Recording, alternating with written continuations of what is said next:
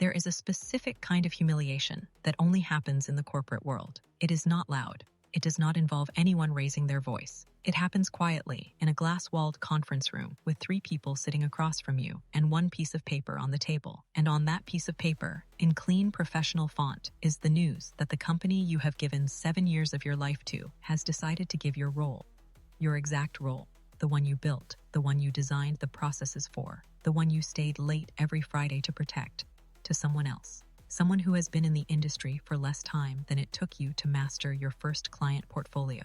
Someone whose biggest qualification, as far as you could tell, was that she was 26 years old and cost 40% less than you did. They called it a restructure. They called it a business decision. They handed me a severance letter and told me I had 2 weeks. I sat in that conference room for a moment after they finished talking. I looked at the 3 faces across the table, and I thought, you have no idea what you just did. Not to me, to yourselves. Because in 18 months, I was going to walk back into this building, and the woman sitting in my chair was going to have to stand up and call me her manager. This is that story. My name is Claire, and for 7 years, I was the Senior Director of Operations at Hargrove Associates, a mid-size financial consulting firm based in the city. I had not started at that level. I started as a junior analyst, fresh out of university, knowing almost nothing and willing to learn everything. Over 7 years, I worked my way up through 4 promotions. I built the operations division from a team of 4 people into a department of 22. I designed the client onboarding workflow that the company still uses today, the one that reduced AV, Erage client setup time by 38% and was presented at an industry conference 2 years running. I managed relationships with 11 of the firm's top 15 accounts. I mentored 6 junior analysts, 3 of whom went on to management roles themselves. I was, by every internal metric, one of the most valuable people in that building, and I knew it, not in an arrogant way, in a quiet, grounded, this is what the numbers say kind of way.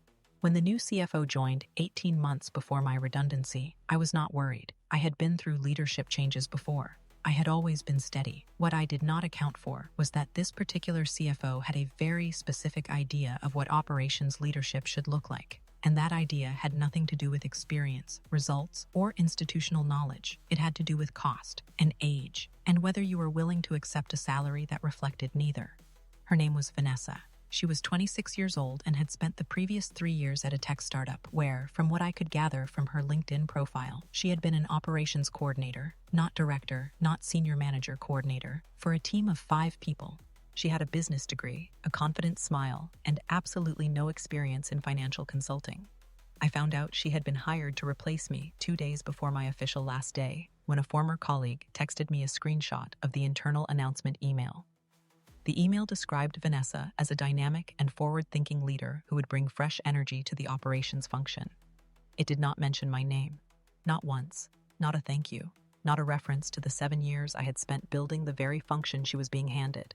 I read that email 3 times. Then I put my phone down. Then I made myself a cup of tea. And then I opened my laptop and started making a list. Not a list of grievances. Not a list of things I was angry about. A list of every contact I had built over 7 years. Every industry connection. Every former client who had told me privately that working with me was the reason they stayed with Hargrove. Every recruiter who had reached out to me over the years that I had politely declined because I was loyal to a company that, it turned out, was not loyal to me. I had been saving all of them without realizing it, and now it was time to make some calls. The first 3 months after Hargrove were the hardest, not because I could not find work. I had 3 consulting offers within the first 6 weeks, but because every morning I woke up and thought about Vanessa sitting in my chair, using my systems, taking credit for processes I had spent years refining. I took one of the consulting offers, a short-term contract with a firm called Meridian Capital, helping them redesign their client operations structure. It was supposed to be a 3-month engagement. It turned into 12, because within the first month, the head of Meridian's advisory board, a man named Charles Whitfield, told me in a meeting that I was the sharpest operational mind he had encountered in 15 years in the industry. He asked me if I had ever considered a permanent leadership role. I told him I was open to the right opportunity. He said he would keep that in mind. In the meantime, I did what I always did. I worked, I delivered, I built relationships, I redesigned Meridian's onboarding process, coincidentally using many of the same principles I had developed at Hargrove, and reduced their new client setup time by 41%. Word started to travel. It always does, in industries where everyone knows everyone. And back at Hargrove, from what I was hearing through the quiet network of former colleagues who still texted me, things were not going well. I want to be careful here because I am not someone who takes pleasure in watching things fall apart, but I also believe in being honest. And the honest truth is that Vanessa was not ready for that role, not because she was not intelligent. From everything I heard, she was sharp and enthusiastic, but enthusiasm without experience is a very specific kind of dangerous in financial consulting. Within 4 months of her taking over, 2 of Hargrove's top 5 accounts raised formal service complaints. A third account, one I had personally managed for 5 years, a relationship I had built from a cold introduction at an industry event, quietly moved their business to a competitor. The internal operations team, many of whom I had trained and mentored myself, began to fracture. 3 senior analysts resigned within 6 months. The CFO, who had championed Vanessa's hire, started receiving questions from the board about the client retention numbers. By month 8, Hargrove was in what I would describe, diplomatically, as a quiet crisis. They had saved money on my salary, and they were now spending significantly more managing the consequences of that decision. I heard most of this from my former colleague James, who had stayed at Hargrove and who texted me one afternoon with a message that said simply, "They are going to reach out to you. Be ready." 3 days later, my phone rang. It was Charles Whitfield, and the conversation he had was not the one I expected. Charles Whitfield did not call to offer me a role at Meridian, as I had assumed. He called to tell me that Meridian had just finalized a strategic acquisition. They had purchased a controlling stake in Hargrove and Associates. Effective immediately, Meridian would be integrating Hargrove's operations into their own structure, and Charles wanted me to lead that integration as the newly appointed head of consolidated operations across both firms, a role that would give me oversight of every department I had once been a junior analyst in, and every team I had spent 7 years building. I asked him one question. I said, "Who is currently running operations at Hargrove?" He paused for just a moment. Then he said, "A young woman named Vanessa. She will be reporting to you during the transition." I said nothing for 3 seconds. Then I said, "I accept." I want to be clear about what I felt in that moment. It was not triumph. It was not revenge. It was something quieter and more complete than either of those things. It was the feeling of watching 7 years of work. Every late night, every difficult client, every process I had documented and refined and protected, finally being recognized at the scale it deserved. The rest was simply circumstance. I walked back into the Hargrove building on a Tuesday morning, 14 months after my last day. I was carrying a coffee and a leather portfolio. I was wearing the same coat I had worn to my redundancy meeting because I had thought about that detail for a long time and decided it mattered. The receptionist at the front desk, a young woman named Priya who had always been kind to me, looked up when I walked in. Her eyes went wide. Then she smiled, slowly, and said, "Welcome back, Claire." I thanked her, and I took the elevator to the 4th floor, where the operations department sat. The floor was quieter than I remembered. 3 desks that used to be occupied were empty. The whiteboard in the corner, where I used to map out quarterly plans, had a half-finished diagram on it that I recognized immediately as an attempt to replicate the workflow system I had designed in my 3rd year. They had not quite gotten it right. I would fix that. I walked to the corner office, my old office, the one with the window that looked out over the courtyard, and I knocked on the open door. Vanessa was sitting at the desk. She looked up, and I watched the recognition move across her face in stages. Confusion first, then understanding, then something I can only describe as the specific expression of a person realizing, all at once, exactly what is happening. I smiled. I said, "Hi, Vanessa. I am Claire. I will be your manager during the integration. Shall we get started? I want to say something important about what happened next, because I think this is the part of the story that people sometimes get wrong when they imagine how it would feel to be in my position. I did not make Vanessa's life difficult. I did not remind her, in meetings or in private, of how she had come to be in that chair. I did not let any of the anger I had carried for 14 months show in how I managed her, because that is not who I am, and more practically, because it would have been a waste of time.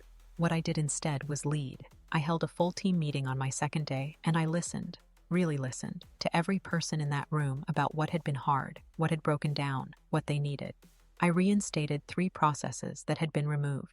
I rehired one of the senior analysts who had resigned, a woman named Priya Chen, who had been one of my strongest people. I stabilized the 2 client accounts that we re-at-risk, and personally called the lead contact at each one.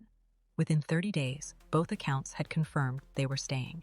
Within 60 days, the operations team had its first clean performance review in over a year, and Vanessa, to her credit, worked hard during that period. She was not a bad person. She had simply been placed in a role she was not ready for by people who should have known better. I told her that, once, directly. I said, "This was not your fault." She looked at me for a long time, and then she said, "Thank you," and I meant it. The CFO who had signed my redundancy letter, the man who had decided that fresh energy was worth more than 7 years of institutional knowledge, he left Hargrove 4 months into the Meridian integration. The board did not renew his contract. I was not involved in that decision. I was not asked for my opinion.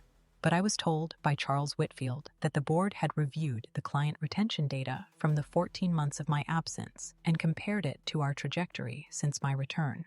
He said the numbers told a very clear story. He did not elaborate. He did not need to. Vanessa stayed with the firm for another 8 months after the integration. She moved into a mid-level project coordination role that suited her experience and gave her room to grow properly, with support and mentorship, rather than the pressure of a senior position she had been handed too soon. I heard she is doing well. I hope that is true.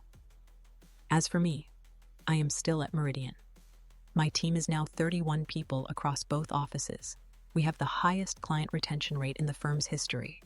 And every Friday afternoon, I sit in that corner office with the courtyard window and I look at the whiteboard where someone once tried to copy my workflow system. I finished it. It took me about 40 minutes. Some things, once you understand them deeply enough, never really leave you.